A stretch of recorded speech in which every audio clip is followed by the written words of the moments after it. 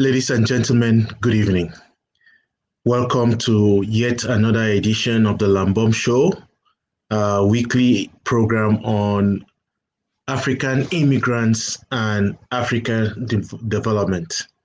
And as usual, our host, our guest is Ed Okpa, a businessman based in Dallas. Yeah, we have had two previous shows. We have been talking about his experiences, and he's been educating, coaching, grooming, and taking off from his wealth of experience to share with our community.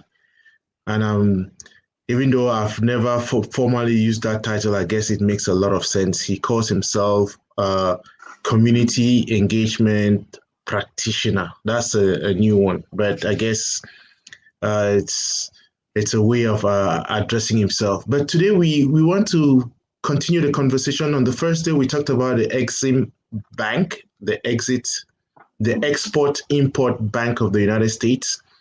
Last week, we kind of touched on too many issues, but again, all in line of we're looking at the African Continental Free Trade Agreement, and we're just looking at see how that is, if there's any role that the African immigrant can play or will play within that space. And today we want to continue the conversation within the context of what is being celebrated in America. And as I learned, there are 3 or 4 other countries that celebrate this month as Black History Month. This is something that has been going on for a while. So Okpa, we're going to hear his take on it, what he thinks. But more importantly is the point about celebrating history. If we don't tell our stories, others will tell our stories from their own point of view, from how they want us to be seen and how that is impacting their own lives. We have to tell our own stories. We have to tell our culture. We have to build it up ourselves. And so it's time for us to, in the context of celebrating the Black History Month, which comes up every February, let's see. I've been planning on doing a celebration in writing. My plan was every week to celebrate an African immigrant like Ed Okpa, who traveled to the United States and has had a very successful experience. And from that success, reading about it, others can replicate, follow it, take it. They have blazed the trails. They can use the knowledge, the wealth of that experience and see how that can help them. We don't have any book. I don't have any book of successful African immigrants, their stories. Now, it's a different story for somebody who is born of immigrant parents, isn't it? Their parents came here and then, passed on, did whatever they could. We're talking of people who traveled from Africa, came to the United States, and they have been able to build up. I'm still going to push myself to take up that project and do one story 1 week for the rest of the year, and I should be able. My challenge is at the end of the year, and I want everybody to hold me accountable for this, produce a book that collects stories of African immigrants, successful African immigrants in the United States. So again, within the context of the Black History Month, what we want to look at is how are we African immigrants celebrating Black History Month? What is it? There's so much talk about the racism. We live in an age where America is being confronted by its racist overtones. Now, if you have ever listened to Sir Okpa, racism is not a topic which he wants to dwell on, and he invites us to look beyond the racist tendencies. But within the context of the conversation, I want us to look at it personally. Do you know the history of the United States? Do you know the history of your own country? Do you know your own roots? What is it about the Black race that we should be celebrating in February? I want to thank you as always. He says he prefers just being referred to as Okpa, And so I'll use that. I call him Sir Okpa because he really deserves to be called Sir. But again, thank you for your time. I want to apologize that we are 1 hour behind time. Again, that is my fault. Sir Okpa and I have a standing agreement, but I am 1 hour ahead of him. He's in the Central Time Zone, and I'm in the Eastern Standard Time Zone. So when I say 6 p.m., it may be 6 p.m. Eastern Standard for him. It will be 5 p.m. But we'll correct that next week and we'll move on. Once again, welcome, Sir Okpa. Thank you, my brother from another mama, and thank you for the opportunity to I have come to look forward to this day to sort of talk about issues. It doesn't matter. It's not scripted. You don't send me any topic ahead of time. Which is good. What that does is put me on my toes. Hey, you better be ready. So we're in the Black History Month. We'll get to that because I have my own opinion about that History Month. But you're talking about interviewing native-born Africans who yeah, and doing something, which is good. If you look here, there's a book here. What does it say? Who is who in Dallas? Who is who in Black Dallas? Okay, who is who in Black Dallas? Yes. Yeah, I'm in that book. So if you're looking for a model of what to do, this is it for you. There are pictures of folks. You can actually do that and have it at every embassy. You see me over there? Yep. You can produce a book like this and give it to every ambassador of African nation in Washington D.C. so they can have it in their living room. I mean, in their reception area, whatever the case may be. And then you can have it online too. People can go in and click and look at it. So any amount of publicity is good. You're telling your own story is also good, as long as you're factual or you're telling it to make people believe in something. So on the Black History Month, Lambert, I want to ask you the question. There's a book called Africa's Gift to America. It's out of publication, but I have a copy of it. It's by R.A. Rogers. If you Google it, you would even find it. But I read that book. It's an interesting book. In the late 1800s, when Irish immigrants were coming to America, do you know the Irish immigrants were put in the same level as blacks? Of course, they were not called slaves. They were not enslaved, but they were almost at the same level. So they worked hard to where they are now. I don't know whether it's the color of our skin or the origin of our migration to America that has cost us. We've been here longer than most people. We've been here just 400 years, but it's always like the black people are new in America. We're not new. We've been here centuries. So now you look at Black History Month. It's good. There's a recognition of Black history, but why do we have to set aside a day, a month in a year? Well, I mean, history is supposed to be ongoing. Either for the people that are telling their own history or other people want to know your own history. It's not something, I mean, do we have a white history month? No, for real. Do we have a white, or is it a given that the history of the world or history of America is all about white people? So let's not just do one for Hispanic and Asian. I mean, I don't even think they have the Asian history month, So what is this Black History Month? What does it really, really mean? If we know our history and we are proud of it, no matter the circumstances of certain things, we should be able to tell it. But let's do the number. February is the shortest month in the year. Is it not 28 days or 29 days? Yeah. If you are a leap year, you get 29. So it takes every 4 years to make a leap year. So if you do a math on 228 days as a percentage of 365, you're talking about 7.98%. So A people that have made significant contribution to America, you're only devoting less than 8% time to talk about their history, and we're supposed to be excited about that. We should. Some of these things they do, and we jump up and down, and we, they put images of us on TV. Oh, this black person did this. We should be beyond that.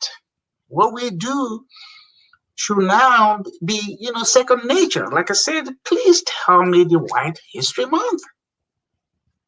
Or is the rest of it, we give black people 1 month, we give Hispanic people 1 month, and Asians 1 month, Native Americans 1 month, and then what is it? So the 8 months are now for the white people. Is that what it is? No, these are questions we need to ask. So we don't celebrate every little thing, Martin Luther King holidays, and then we got people, I have a speech, and I have I have a speech train. After you do that, then where are you going to go? You're still going to go to a neighborhood where you don't know whether somebody's going to shoot you, or no job, or no nothing, or no nothing. So I'm just saying, why is all these feel-good programs we introduce in America to appease our people? I mean, I'm just saying, please take time to learn your own history and use that information to do what? Broaden your scope, build confidence. I mean, every race has got a history that, if you look into it, everybody has been enslaved and colonized and abused by either another force or force within them on. But people have always done what? They have transformed, they have moved ahead. So I don't get excited about Black History Month.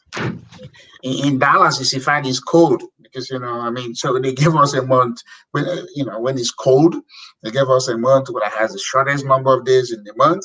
So people are not focused on the history. People are focused on what? Staying warm. Is it not? You are in the Northeast. Right. So, let me push back a little to that, because I think that based on the history of this, it was meant to, and you touch on it in a certain fashion, but I think I get your point of not just getting excited about it. The Black History Month came as why February was chosen was because it coincided with the birthday of Abraham Lincoln, the, let's put it, abolitionist, the one who really declared the end of slavery in America, call it. Mm-hmm. And then Frederick Douglass, one of the celebrated African Americans. I believe that is why. But again, it was within the context of the Negro movement, whereby the history that was being taught in schools and universities did not incorporate the history of the Black man. But I think I get your point. Beyond the shortest month, February, and all that, we shouldn't just get excited, but do more. And that's where I want to press you. What would you want us to do more to celebrate this? I want to celebrate it every day, just like we do Valentine. I don't wait for February 14th to celebrate love with my wife. I don't wait for that. I'm just saying all these anniversaries and dates are important. But what about the rest of the year? What about the rest of the time? How many of us are informed about our own history? Most Africans, the only time they read a book is if you say have to take a test on it to go, pass exam or advance their career. So what is the leisure? What's your reading scope? What things have you read to even understand the neighborhood, the history where you are? Every neighborhood in America, every city has a history. So you can go in there and see and hear what Black people have done. You can look at street names, and some of it are Black names. But we will have this assumption it's all about, white people. So understand, is for us as a people, as individuals. Remember, the whole is not strong if the individuals are weak. So a lot of us have to, get to be strong mentally, by informing ourselves, not just to go take a test, become scholars. Students take tests, scholars, get knowledge in order to know more. So the Black History Month, whomever started it, why do we always, come on, Lincoln did what? Before Lincoln, Lincoln was what, 1865 or something, you know, he was assassinated, so whatever number of years before he became president. But black people have been here since, you know, what, 16 or 1600, 16 something. So we're now waiting for Lincoln, a white man, 200 years after the fact, okay, let's go do our history. And we're happy with it. You know, I think we marginalize ourselves before everybody else just jump in. So, well, let's go out and appease them. No, I'm saying every American, every black person, whether you're African in America or African American, take the time to know the history where you are. I mean, I wasn't born in America, but I can tell you the history of Dallas because I read on it. You know, I'm a member of the Dallas Historical Society because I want to know. I want to inform yourself. I'm not taking a test on it, but sometimes when I have this conversation with people, I say, "Oh, by the way, do you know that? Do you know that?" I was like, "Wow, how come you know it, even though you are not born here?" Because I'm interested in knowing it, and that's part of the soft skills that sometimes, you know, makes you like, "Oh yeah, you're son of the soil, even though you are not born here." So the Black History Month is fine. I mean, it's not going to go away, but I'm just saying, let's do more than that. What are we taking out of this history in order to make ourselves stronger? What are we getting out of it? Just like when you do the Martin Luther King celebration, you know, okay, you look at Martin Luther King, he went to Morehouse, Morehouse in Atlanta. In America, Lambert, there's nobody who is a professor of Martin Luther King studies. There's nobody who is a professor of Martin Luther King civil rights. I know nobody holds that title because no university that is predominantly black has endowed a program in his name. So, but we get up on whatever January that date falls in, and then we got people reading "I Have a Dream" speech. Okay, you have the dream. How are you perfecting the dream? So universities by now, there should be, you know, universities all over the world, especially in black nations, that said, hey, you know, Lambert and Baum, you know, professor of Martin Luther King philosophy, because guess what? That's an endowment. Do we raise money in the name of Martin Luther King in order to promote some of the things that he died for? Do we? Is there a Martin Luther King fund? No. So what are we doing with all this feel-good stuff? Let's leverage it. Just like Mandela. Mandela and Martin Luther King are the two black people in this, you know, recent, what is it called, century, who stand out. No other person enjoys that sort of, you know, Mandela, Martin Luther King. And the same thing, that's the same issue I had with Mandela. You know, I read his book, but Mandela, 27 years in prison, and 94 you became president. Okay, everybody wanted you. You know, everybody invited you. U.S. invited you. Germany, you know, oh wow, because they thought there was going to be a war. But Lambert, let's think about this. Mandela went to jail from Soweto.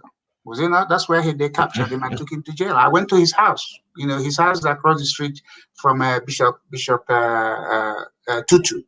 Mm-hmm. So when he came out, of course, he didn't go back to Soweto. Soweto is a township. You know, it's a poor part of South Africa. What if Mandela had gone to the world and said, you know, my 27 years of my life is gone. I can't get it back. But I want an endowment. I want $1 billion in my name for the 27 years I have been in jail. To use that money to go back to the communities like Soweto. Let's start with Soweto and make it right.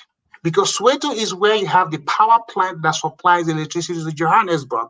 For many decades, they didn't have electricity. So let's go back there. Let's start with Soweto, okay? We build infrastructure, we make good on the schools, we create small business funds and loans for these people, we teach them how to do this stuff.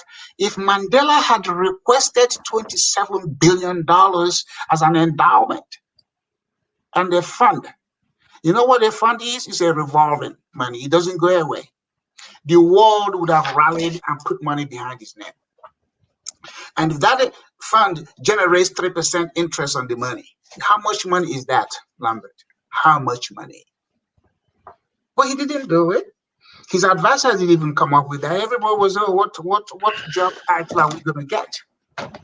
And now that Mandela is done, I mean, is moved on by passage of life. Go to Sweden. Go to South Africa. They rewarded him with world soccer tournament. Okay. World Cup. But how many times are you going to fly over there to go play soccer? It's all part of that feel-good thing they do for us because we don't know how to step up to the table and ask for something that is tangible. Mandela would have raised more than 27 if he had said, look, guys, there's no war, no need for it, but I want an endowment. Companies, nations would have created that fund, and that fund would have still been alive after he's gone. And then he said, the fund, 3%, 5% of that money goes towards this program, education, healthcare. You know how much money that would have been going on because of his name. If you don't ask, you don't get. Isn't that what they say in the Bible? Mm-hmm. Mm-hmm. Africans read the Bible upside down.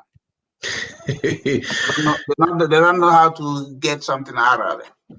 So Opa, I mean, let's push that conversation a little bit further, because the other thing that, I mean, you mentioned is that people read in order to take exams. But I'm wondering whether in the context of the conversation, would you advise somebody to go to school to study history? In fact, I can advise anybody to study anything, philosophy, whatever. But what I'm saying is, what does it do to your mental ability? What does it do to you once you get an education?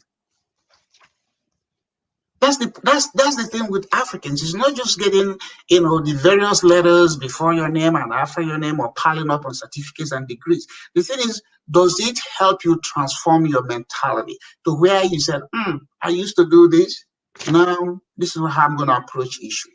That's what education is supposed to do. Education is supposed to transform you. And education is not necessarily the certificates you get or the degree, that say, oh, you are this or that.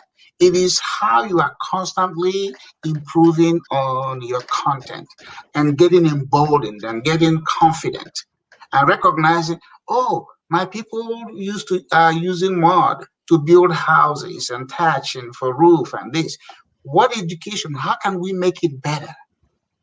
How can we make this, that's what education is supposed to do, not to go around a professor of civil engineering, but you can't even build a bridge. A professor of electrical engineering, but most African countries don't even have 24-hour power. So what is the education doing for us? Because we just take those subjects, we become students, want to go take exam, become a scholar, because life, you keep learning. But that's the things you have learned. You have not. Nobody has set an exam for you, but you like the fact that you know it. Absolutely. So again, the one thing that just struck me here is the fact that there are many landmarks around us. I live in a neighborhood. I don't even know why they call it that way. I've not read the reasons why of those streets and all that. And I think that is really valuable. And that, again, that goes back to the conversation of last week about building a community, isn't it? Why are we not able to become power brokers within the community? Because everybody is, you can't deny the fact that the pressures on us are just too many. You are struggling to catch up with bills. You are wondering whether you have time to be able to sit down even and read anything. I'm wondering how you were able to call it wean yourself out of this mentality and be able to provide for yourself, educate yourself about these things, and get to become a community leader. Well, good question for me, because again, I'm hoping that I'm going to host you one day in Dallas so that you can see how, if you come to my house, I have a reading room, I have books, and I'm constantly doing that, just to inform myself, because I want to know something. When I open my mouth, I want to let it be something that is not just an opinion, but something that is also factual, based on what I say. Hey, this is where I got it from now. because you read something in a book doesn't necessarily mean it's right. But then you are able to, the more knowledgeable you are, then you're able to say, well, this doesn't make sense, or that makes sense. So I'm able to do it because, again, in our various conversations, I have said to you, I didn't come to America to be a Nigerian. So when I came in the first 5 years, of course, I identified with people from my community, people I knew from Nigeria. But when I saw that the way, what it is that they were doing were not in the same thing as what I wanted, I had a choice to make. I had to cut loose. I said, if becoming a Nigerian in America is important to me, then I should have been at the source of it. I should have been back in Nigeria doing that. So my identity and my heritage is never in doubt. And I will never say I'm not from Nigeria. I was born and raised there. That's a DNA of mine that cannot change. But I have to improve. I have to mentally migrate.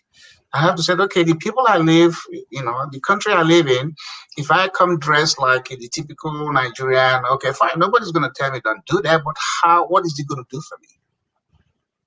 So I have to make a choice.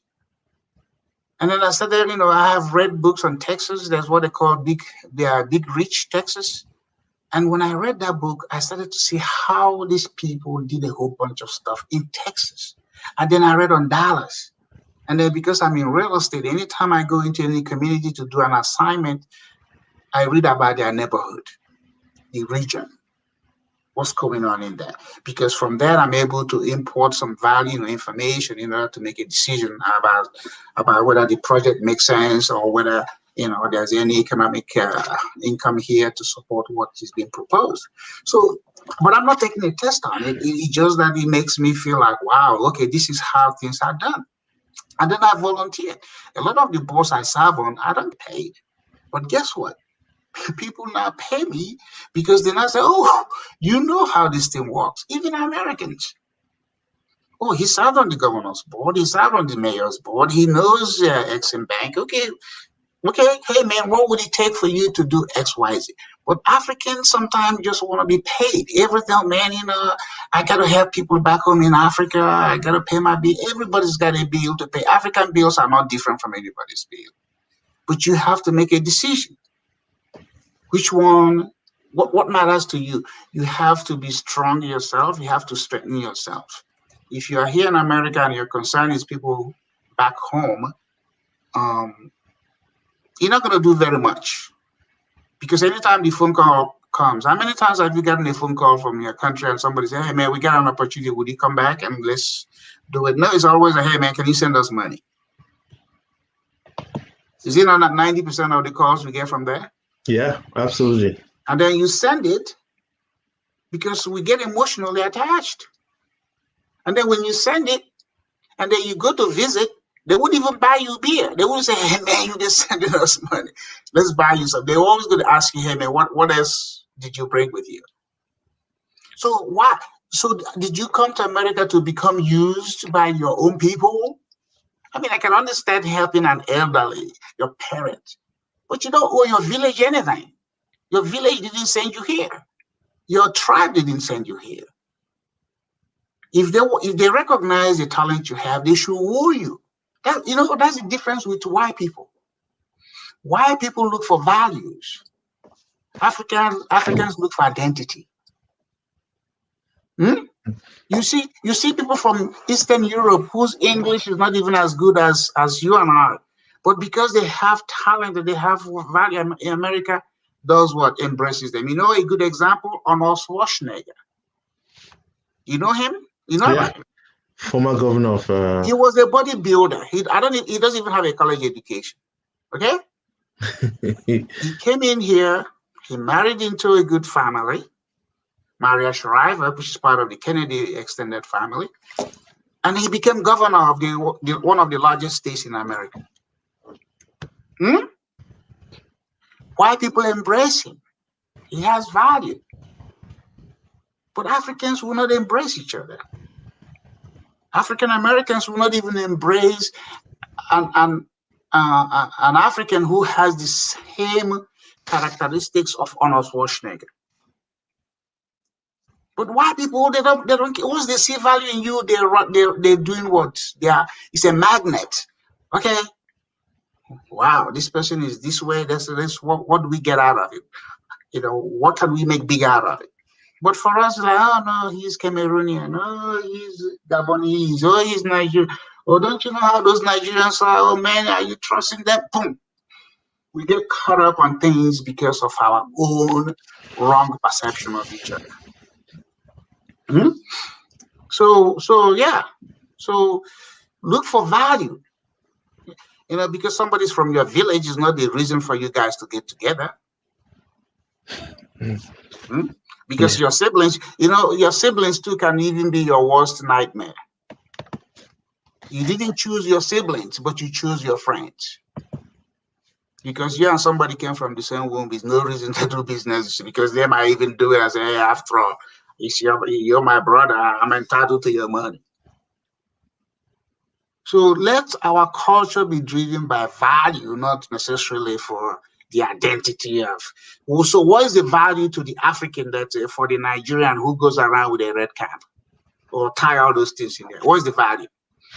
We have to look at value in exchange, not intrinsic. So our African culture are intrinsic value, but it has no value in exchange.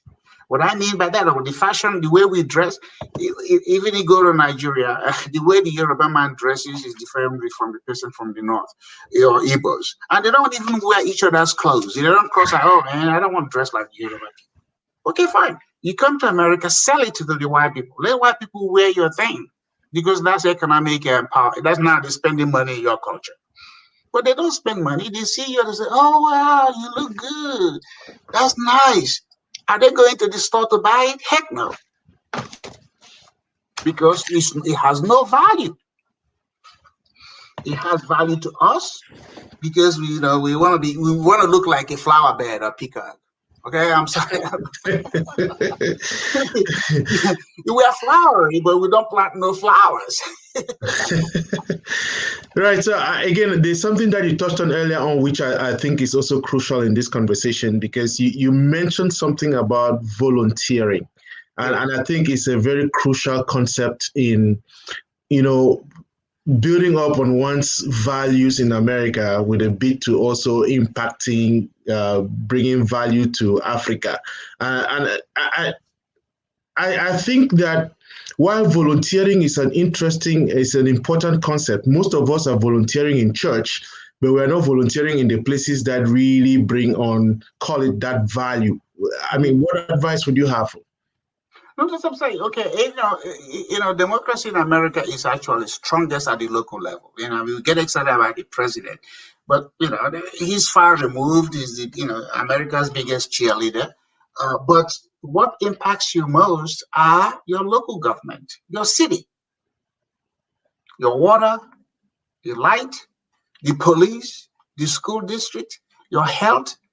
That's where the impact is the greatest, and that's where Africans don't even because they want to say, oh, the president or the governor. The governors in America cannot tell any mayor what to do. You know that. Just like the president cannot tell any governor what to do. But in Africa, the reverse is the case. I guess that's where Africans are mentally shackled. They haven't been able to unshackle themselves. The African presidents are actually more powerful than American presidents, because they can say, "Hey, I want to do this," and nobody challenges them. American president, you have to do a whole lot of talking and lobbying to get it done. So volunteering is good. Your school district. Okay, if you have kids in school district and they're coming home and say, "Daddy or Mommy, we are reading this history book. I have never read any history book of my own people," you can actually engage the school district, because they have board of trustees, and then you go over there and you speak and you say, "I want to serve on the literacy or curriculum or book selection committee." You might get appointed. And then they start to say, okay, for this semester, here are the books we're going to read. The committee, every book you read, even in universities, a community college, somebody selected that book. But if you're not in the room where the selection is done, you're going to have to read it. That's how America works. You have to be in the room. So you volunteer, you go to your council members or your whatever you call it, where you live, and say, hey, my name is this, I live here, and I'd like to participate. Do you know when the governor of Texas appointed me to something in 2012? You know how it happened? No. I had a fundraiser for him in my house.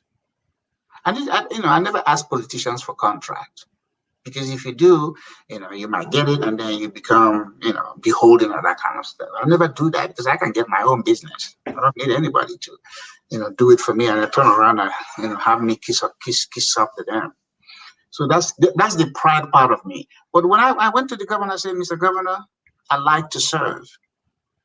Lambert, that was all I said. He said, I'm going to get a mileage out of you. I said, thank you, Mr. Governor. He got back to Austin. In 2 days, I got a letter of appointment to serve where I served. They pay for my travel expenses, but the prestige of me being on that board and seeing how the government works and voting on resources to be used for this business development, you can't buy that with a PhD. You can't buy that being on the outside. So now I'm not on the board, but if I call over there, my name is somewhere. Oh yeah, Mr. Opa, how are you doing? There's a courtesy. So that comes from volunteering. I don't want anybody to, Lambert, here's one thing about me. If you put me on a job to go 8 to 5, I'll be like I'm in prison. Because that means I have to wake up, dress up, and go over there and put up with all kinds of stuff. No, that's why I work for myself. I choose what I want to do. And that has given me more scope, more satisfaction, more exposure. So you can copy and paste this. I mean, I have family, all my siblings are in Nigeria, but I don't go to sleep thinking, hey, are they eating? I told them, I said, hey, look, there are people in Nigeria that are doing well. You better do what they're doing, but don't call me. I'm not sending you money. But I'm fortunate. I'm blessed to have a family. I mean, of course, I support them the way I said. But I said, don't ever call me. Oh, our father's house, the roof is falling apart. I say, thank God. Let the rain, let it rain on your head. Maybe you can do something. Because we Africans, we get emotional. Oh my God, I got to send money. Boom, you go in and then send money. How many Africans are able to save 10%, 5% of their annual salary in America? How many? You keep sending home, and then sometimes you even go there. In the case of Nigeria, in most cases, and they kidnap you or they rob you. Yeah. So the way to help Africa is not sending them money. The way to help Africa is that the Africans in America get involved in American system of government, get plugged in, and then they begin to effect policies that will benefit Africa. But if they think it's by sending money through Western Union, it ain't going to happen. If you give all of the money of America to Africa, even one African country, they're not going to get it right. You know what they're going to do? No. They go to Dubai for shopping. And then they start to remember they have to marry how many more wives and do more celebration. That's what they're going to do. Because, they have never really had to earn money. They have made money. There's a difference when you earn money and when you make money. So money is not the problem for Africa. The problem for African Africans, again, this is a generalization, but go to each African country, you might see is the same thing. They have not been able to mentally migrate from pre-colonial years to post-independence days. They have not. They have done basically the same thing. They haven't been able to stand up to the former colonial master and say, heck no, you ain't going to do this anymore. And we're going to cultivate relationship across our region. Instead, when they get sick or they get any discussion that is serious, they fly into their former colonial master. I mean, Lambert, look at it this way. Excuse me. If you are divorced, and every time you have a problem in your new house, you run into your ex-husband or your ex-wife, what do you think they're going to think? No, that you're still so much in love with them. No, that's even love. Love don't pay bill that you haven't gotten it together. If every time you go into your ex, When you're supposed to have said the divorce is final, I'm moving on. Instead, you're running back to England and France or Spain to say, hey, what do I do? They're going to say, okay. And that advice is going to be at a cost to you. So move away from your ex. But if your ex is friendly to you, okay, fine, you be friendly, but not to where you are seeking them to come and help you get it right in your new home or your new relationship. There's a psychology to this. No, you use your girlfriend. Every time you call in, honey, hey, do you have company? Can I come over? It's like, are you not getting enough? Be successful to make your ex jealous. But the problem with that analogy is that it's a situation where your ex has put in conditions to make you permanently yoked to them that you find it difficult to even cut off this. Tell me what did they put in place? What kind of condition? No, just look at the currency issue, isn't it? How do we you accepted it? You accepted it before people devalue your currency. They're always going to send you a draft letter. Okay, nobody sits down in Paris and say, okay, Cameroon currency go down, or Nigerian naira you go down. Nobody does that. They're usually going to come in through what? The IMF or the World Bank and start to tell you, well, this ain't working. You should do this. Make your exports cheap because that way you can earn foreign exchange. Okay, Lambert, let me ask you a question. Okay? America and UK, do you know two things they have in common? No. They don't have foreign reserve. These are deficit countries. That is, they have debt is good in America. But African countries, they say, oh, for you, Nigeria, to do anything, you have to have foreign reserve. And for you to have that foreign reserve, that they're saying is, let me buy your oil and gold and diamond, and then I give you credit in some bank in Europe, so that anytime you want to buy chocolate from Belgium, we can say, okay, yeah, you have enough money, go ahead and buy it. Right. You accepted that. It's like another analogy for us is the personal financing. You go to a bank in America, you're black, you don't have credit, and they don't even think you are credit worthy. They say, oh, do you have any CD? So have you saved enough money? Okay, you got $10,000 CD. Okay, maybe we can lend you $7,500, and we're going to collateralize that with your CD. So you have to improve on your credit worthiness. And the way you do that is to start to do some of these things within you pay yourselves bills. You go to Africa, most governments don't pay salaries on time. Most pensioners' pension money, is devalued based on the time they retired and what they're getting now. And most African countries are not trading amongst themselves to expand that goods and services and decide on their currency value. Okay, if I'm buying coconut from Cameroon and Cameroon is buying palm oil from Nigeria, it's even exchange or slightly different. This is how you build your economy, and then you pay. You pay people on time. In Africa, you can do a study on this and find out a lot of people are owed. Even the government, when they award you contract, it may not even you may have gotten the job done, but you may not even get paid on the contract. Because the president will not say, oh, it's too much money, or the minister may have taken so much money up front. And you, the contractor, another minister comes in and says, well, you took care of X, the other minister, you got to take care of me. So these are things that we have to correct. We don't need somebody from, foreign thing to come and correct it for us. We need to address these issues because that is what is affecting the African potential to really become a major player in the world economy. You can never sell yourself into prosperity except you start to sell within yourselves. America borrows. America is a deficit country. We have debt. You see it every day. They say, oh, our debt is however much. But, Lambert, the way I look at public debt is money we owe ourselves. Mm-hmm. I'd rather have public debt and have access to water and light and road and all the things that make life, good than, oh, I don't have debt, but I'm only the person who has a good house in the neighborhood. Isn't that what Africans do? Mm-hmm. Oh, I don't want debt. But debt is good. Actually, debt is what makes you wake up every day want to go to work. If you have no debt, you're lazy.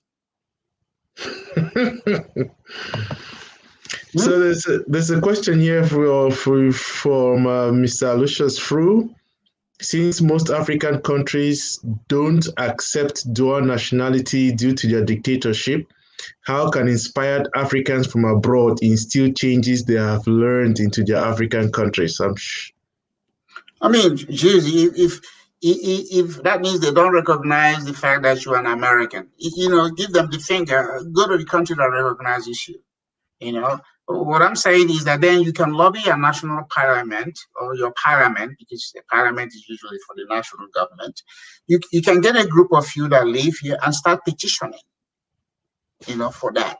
Because by birth, I think it's a Geneva Convention, you cannot lose the citizenship of the country of your birth.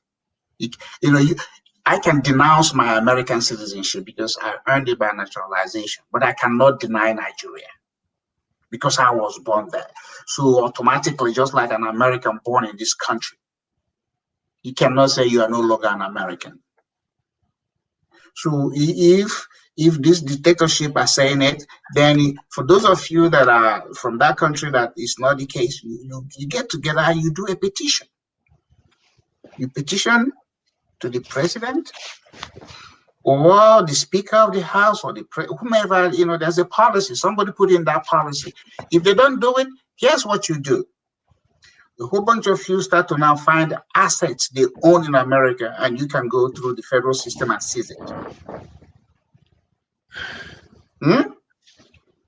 So when they push back, when they push, you push back. That's when you get respect. So if the president of an African country says, I'm not going to recognize dual citizenship, okay, fine. But you want to come to send your kids to go to school in America, good for you. And you want to own a house in, you live in Maryland. That's where a whole bunch of them come and buy property. Just go and find one of them and go to the Justice Department, and they will seize it and make them to come and justify, how they made the money to buy the property. You can fight back many ways, but Africans don't even know. You're not in the process. You're not in the policy. You just walk in and trading hours for dollar, and when you save some, you send some back home, and they abuse you on top of it. And you keep them quiet. Fight back. So I mean, I know Aloysius is from Cameroon. The Cameroonian situation is a pathetic one, but I think the last point that you just made about trading hours for dollars is an important one, because it's not a straight like just fighting the justice system here. Remember too that these governments pay huge money to lobbyists and these big lobbying firms to be able to protect their interests even in these countries. This is what you do. You sue the lobbying firm. You know what is the phrase they call aiding and abetting. Okay? Yes. You can. So a group of African nationals can say, oh, this XYZ company is the one that is enabling our president to do this. You sue that particular lobbying firm or the law firm. You could sue them. Go to federal court and say they are the one aiding and abetting. Look, American system is so intriguing, but you have to know how to use it. A group of you Cameroonians or Nigerians, you go in there and you file a lawsuit against that lobbying firm. And in fact, you make them to disclose how much money they get paid from Cameroon or Nigeria or Ghana. And then all of a sudden, they will call their clients and say, no, we're not doing this anymore. Right. But if you don't do it, they get away with it. Or you request an asset that is tied to their name. They may be using it through their kids or through their friends. You find those things and then you go, that is called the forfeiture law. Look it up. Federal forfeiture law. The federal forfeiture law, what it does is that it makes the person you are accusing of having done something to come and prove that they got it. Yeah. So if there's a minister from a particular African country that said, okay, that has a mansion, anywhere in America, you can actually go file a lawsuit on that asset. And what you will do is you will make the minister or the president to come and say, this is how I made the money. If they can't do it, they forfeit. This is called forfeiture. So the onus of proof is on them, not on you. Yeah, but the African, I'm sorry? Yeah, no, I get you. Alicious is saying thank you, sir. Then Africans abroad need a lot of sensitization. I think that has been the point we have been making this far in terms of getting involved. And I like the point you made earlier on about we get so worked up about presidential politics, presidential elections in America, but the power lies in the local level, yes, which is where most of us have not been able to take advantage of the politics at the local level, right down to board of education, just a local environment. City council, county government, the various agencies of government that are within that area. For instance, the DC Metro Transport is a quasi-government. People get appointed to those boards. You don't get paid, but you get influence. Africans look for power. Americans look for influence. Because influence gets you further than power. Power has a time. You're president for 10 years, you're done. But what is the influence? The reason for Africa is that they are presidents for life. They stay there.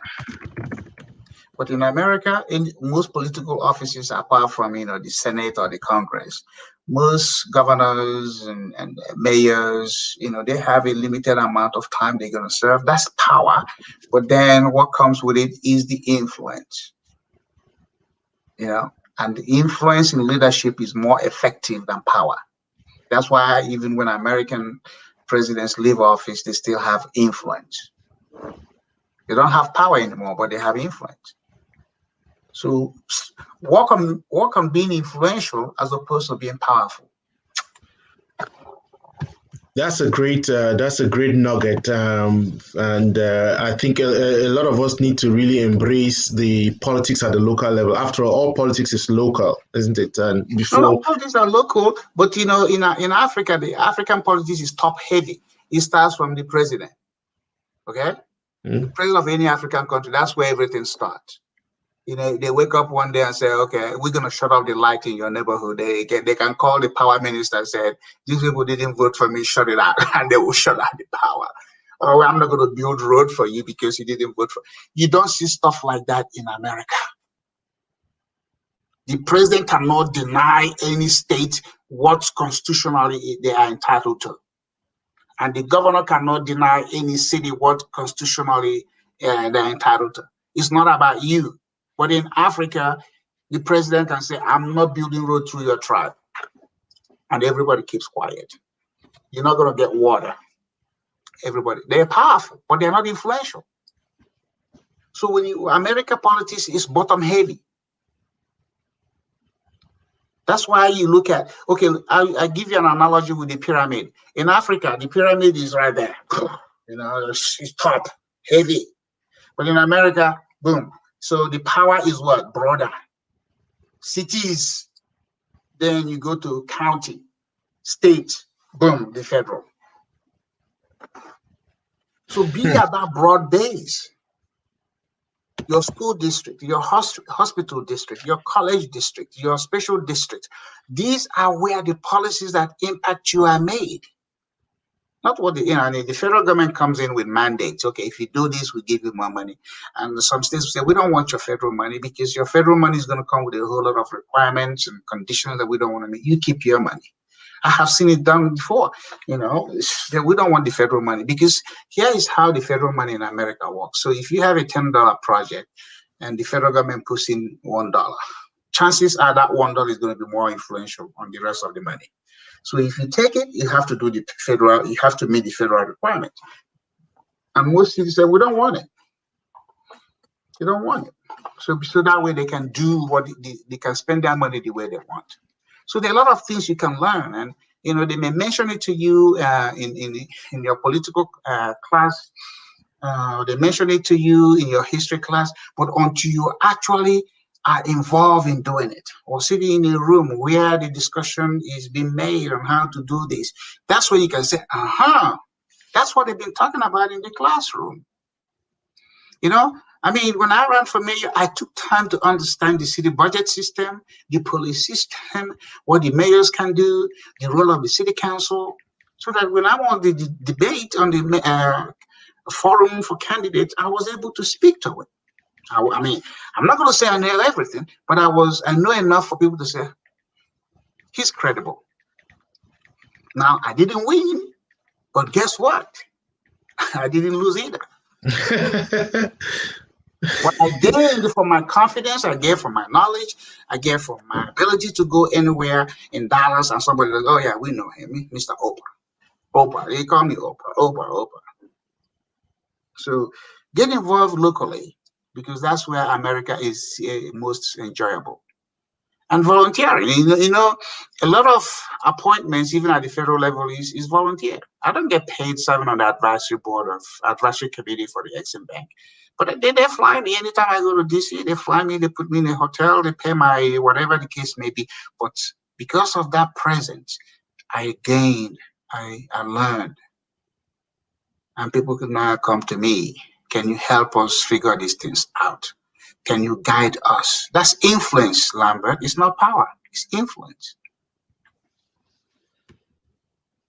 So I guess, I mean, for the young people who are listening, because again, like I mentioned before, even though we did not delve so much into it, about the challenges of life itself in America, is so much so that volunteering becomes a challenge, because you are looking at, well, like you said, everybody has bills, isn't it? There will always be bills, but you have to figure out how to get into something that enables you to gain that influence. And I really want to talk about the influence in terms of not just in America itself, isn't it? When people from Africa, presidents and all those people are coming in to ask for the American government, the government tends now to people like you to say, hey, what do you think about these projects that are coming from Africa? And that's the influence that you are talking about. I think a lot of us get we get so narrow in our conception of things because they are not happening the way we want them. I'll give you an example. I'll give you two examples, okay? Yeah. That's, you know, from the mayor of Dallas at the time, and then from the governor of Texas, okay? This is influence again. So when, you know, Ron Kirk was mayor of Dallas, you know, there was this Nigerian, you know, traditional ruler that came to go see him, okay? Yeah. You know, if you want to go see the mayor, that's what their job is. They welcome foreign visitors. They welcome local visitors. So they called, and they got on the mayor's schedule. And the mayor people called me and said, hey, the mayor wants me to sit in that meeting. I said, okay. So I went to the meeting. The Nigerian group that we were with this traditional ruler, they were shocked. And I said, hey, oh boy, how are you? What's going on? They were shocked that I was there. So we started the meeting, and of course, the mayor welcomed them, and they talked about their interests and why the visit is. You know what the mayor said to them? No. He pointed to me and said, whatever that guy said, I do is what I'm going to do. I mean, he shocked the traditional ruler, because now he thought the people who brought him to the mayor had influence. So he talked to me and looked at me like, okay, you're not even Yoruba, you are Igbo. The mayor said, whatever that guy says is what I'm going to do. And so he said, well, welcome to the city. Thank you for coming. And the meeting was over. And the traditional ruler came to me. Hey, what is your name? Here's my card. Anytime in Nigeria, come see him. I never went to see him because they didn't do the process. They say, hey, Edward knows this guy. Edward, we want to go see him. How do we package our presence? How do we make ourselves credible? Instead, you know, we can go see him. You could call anybody in America that is in political office and want to go see them. But somebody is their advisor, either advisor paid or advisor that is not paid. So anytime while he was mayor, anything from Africa, they will always ask me. Let's go to the governor. So when Rick Perry became governor, I mean, I know Rick Perry because his older sister, his only sibling, was a friend of mine. We both of us did leadership Dallas. We can talk about leadership Dallas. You know, that's a very important thing that I did. I'm the first and the only Native African to ever graduate from leadership Dallas, and I did it 20 years ago. So, some people called him. Some people called the governor's office. They said there were some senators from Nigeria that want to come visit him. And of course, the governor said, "Oh yeah, that's cool. You know, you'll come." And then the governor reached out to his sister, said, "Hey, ask your friend. You know, who are these people?" And I said, "Okay." So they reached to me. And you know what I did? I sent an email and said, "Here are the questions to ask those people. If they answer those questions in this order, I mean, they are credible." Lambert, guess what? That email was sent to them and they never showed up. They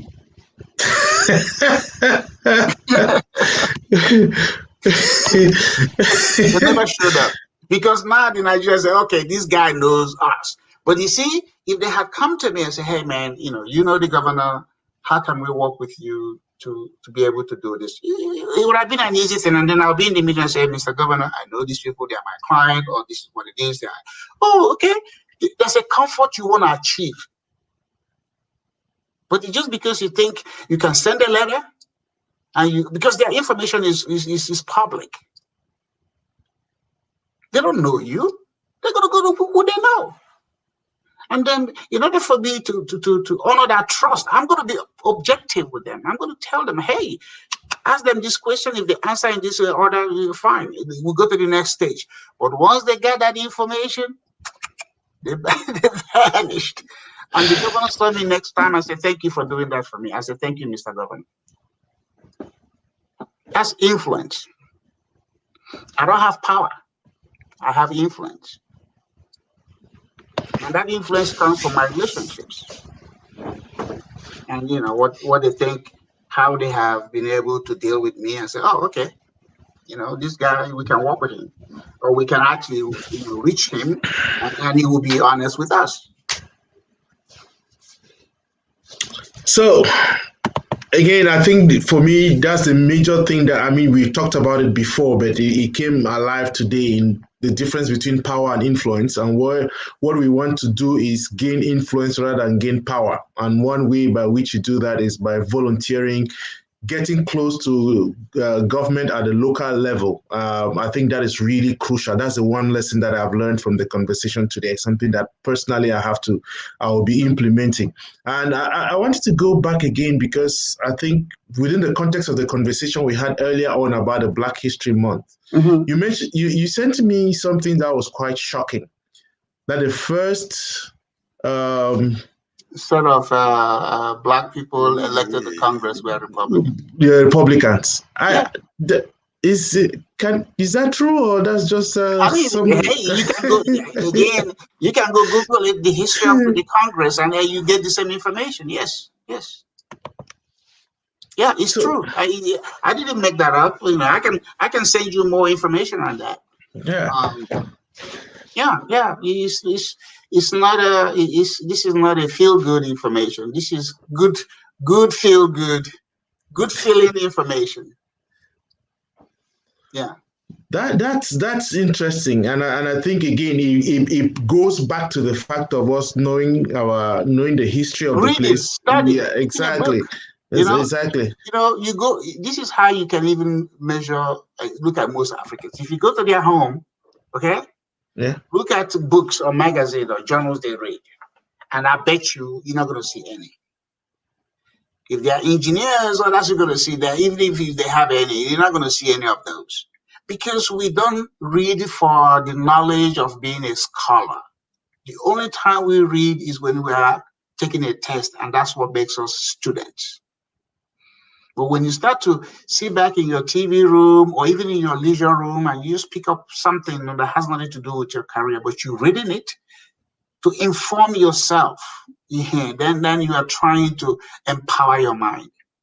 And most Africans don't have that. If they have magazine, it's going to be, picture of weddings of somebody who is showing their how beautiful their wedding is or how big their house is, but nothing journal, nothing, intellectually stimulating. And again, I'm talking about if you have 100 Africans, randomly picked, that's what you're going to see.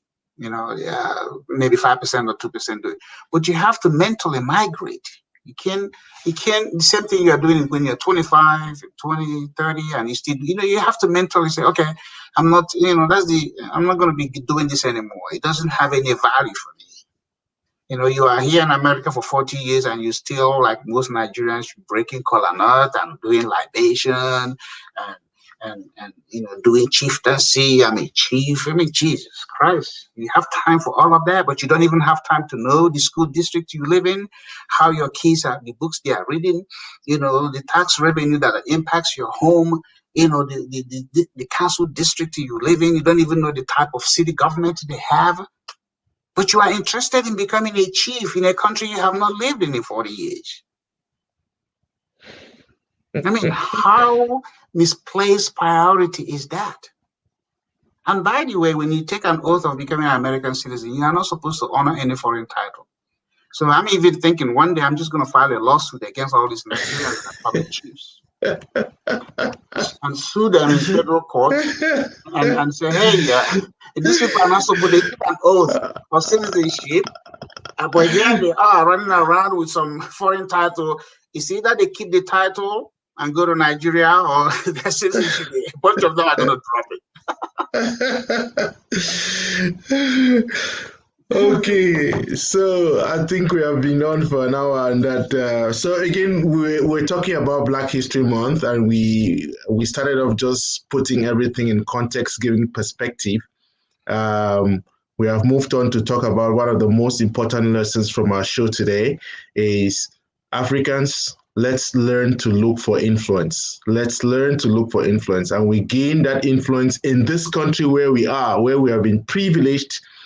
Not by reading for tests, not by going to school to get degrees, which are equally important, but using those, putting those at the feet of what we want to accomplish. And I think one area that really stood out today is politics at the local level. If many of us could get involved at that level, I'm sure many things are going to happen. So, Okpa, do you have any last words for the audience this week? Well, again, thank you for the opportunity. The conversation is good. It's like we're sitting in each other's living room, but, technology has made it possible. I'm sure people are listening from all corners of the earth, but it's not how many people are actually listening, but it's how many people are walking away and saying, you know what, I got something out of this that's going to make me do something differently. That's what I've always wanted to do. I'm not on a crusade. I'm not telling anybody to do it the way I have done it. But if there's something that I have done that you like to, I'm willing to share. Lambert, today I had a project meeting on a mixed-use development, and I took in a new immigrant from Nigeria who is the age of my son. I said, come, just sit in this room to see how these things are done. And he showed up. At the end, he was thanking me. He said nobody would have ever extended him. That's what I do. I extend opportunity to people, but I don't say do it. The more you know, the better you are.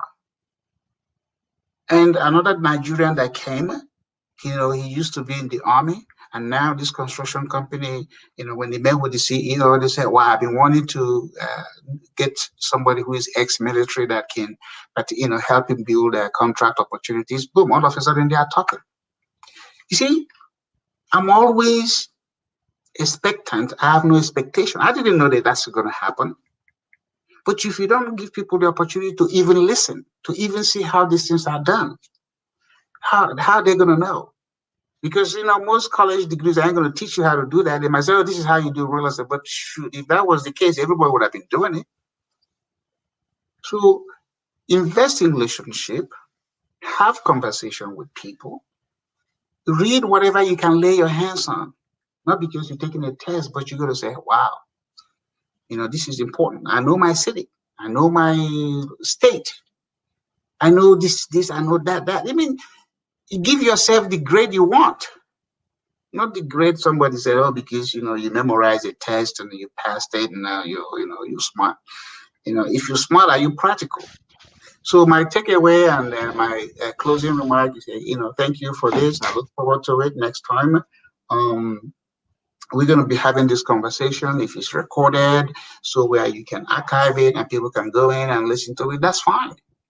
If you want to do the book, I call Who is Who of Native Africans in America, there's a model you can copy, and you do it. You publish it, hard copy. Again, you just put it in every embassy. But they have to be people, not people who are getting a job, like doctors, doctors who have, no, that's not what we're talking about. We're talking about people who are engaged in the community, who can stand up and make a differentiation between their community and the community they came from, or who are the small business people, doing things, winning contracts, losing contracts, making payroll. The reason I'm able to do what I do because I'm self-employed. If I want to go to Nigeria tomorrow, I just hop on the plane and go. I don't have any supervisor to give me time. I give myself my time. So, but it's a sacrifice, opportunity cost. What are you willing to give up for what you think you're gonna get? And that's critical for everybody. Are you willing to make the sacrifice first before you look for reward?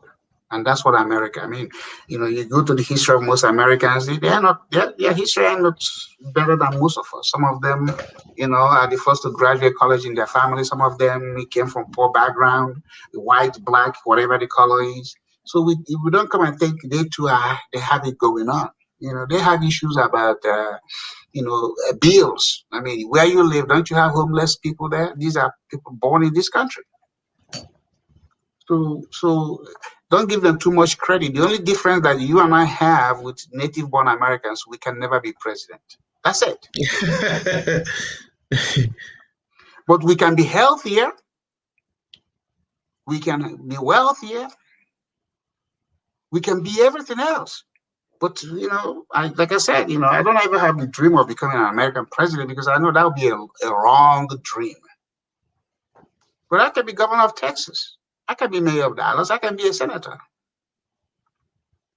So find what it is the law has allowed you to do and do it well and do it with pride.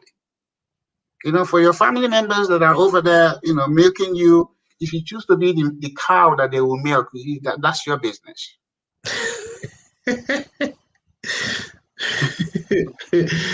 So thank you very much, Sir OKPA. It's been a great conversation as always. And there are many people who come back to watch this, and they always leave comments on my Facebook page and YouTube page. Last week was really great. There were people who spent last week we were on for about an hour 30 minutes. People actually watched the show entirely and left comments. It was quite enriching, and I'm sure it's the same thing that they're going to find with this. I really want to appreciate your time and all the wisdom that you come on to share. Next week, we'll be on again, same time, same frequency. Again, go to my YouTube channel, Lambert Mbo, and like, subscribe, and share so that we can continue the conversations. As we said last week, we are not just going to be talking. We are in the process of talking, building a veritable community, a community that is out to have influence and have impact. And I'm sure you can already see that with the great mind, a great person like Sir OKPA, we are on the right track. Thank you very much, you all. Again, thanks, Sir OKPA. Have a good evening. See you next week. Thank you. And next time you have the Dallas t-shirt. Yeah, I'm waiting for it. I'm sure next Wednesday we'll have the Dallas t-shirt from last week. Okay. Thank you and bye-bye. Thank you. Bye.